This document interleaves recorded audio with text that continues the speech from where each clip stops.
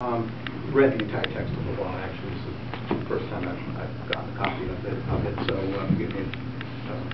I'm asking about something that's obviously written in there.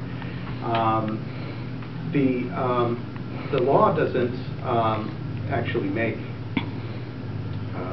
anything legal that hasn't already been legal in terms of the process of one taking one's own life. But what it really does is it inserts or adds physicians and pharmacists into that process. Is that a requirement on the part of physicians? Are they required to do this upon the patient's request? Can they opt out? In the same, I guess, for pharmacists. Are pharmacists able to deny them? Because basically they're giving people a load of gun with medicines that they're prescribing and dispensing in the case of pharmacists. No, physicians are not required to do this. The patient can sort of doctor shop to figure out. It can be any doctor, it could be a dermatologist that doesn't even know you. But no, physicians are not required. I think part of my opposition isn't that I'd be forced to do something like this, because I know I never would.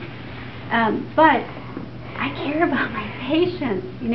I want to help them in whatever way I can. I don't want them to try to take, get this stuff when they're in the midst of depression, when they don't even know what options are out there. It doesn't require that they even, any other physician that's going to approve this for one of my patients even informs me. So I have a chance to contact the patient, anything I can do to help. It's totally fragmenting. So do you end up with, in the case of the states that have already legalized this, do you end up with the majority of physicians opting out of this and then having, I guess, small death clinics, as a way to put it, set up around the state where people end up going to see physicians who've never seen them before? Well, first of all, I would agree with, as Dr. Brown said, no physician is forced to participate in this. I think I would just, the way I would characterize it, rather than inserting physicians into this process, because yeah, you can take a gun and shoot yourself in the head, and while it is illegal, it's actually illegal in many states to commit suicide. It's kind of hard to put you in jail afterwards. But the issue is that what it does is it allows the physician to help you with your dying process without putting them in liability. So what the law does for physicians is not that it requires them to write a prescription, and in fact in Oregon they're not death clinics anywhere. There are a wide range of physicians, and in fact many of the physicians who are most involved with this law are oncologists and cancer specialists, people who you're seeing as part of your terminal illness. So it's not the case that physicians have to do this, and it's not the case that a few doctors end up doing it. And so it's an important question. And pharmacists? And pharmacists have the same option.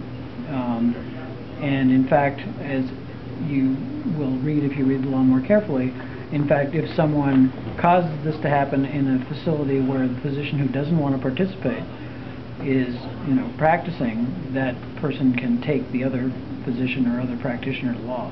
But again, it's not just one other physician. They have to find two doctors to confirm this. And I think, as Dr. Brown says, many people are very sad and very upset when they're told, gee, you're dying.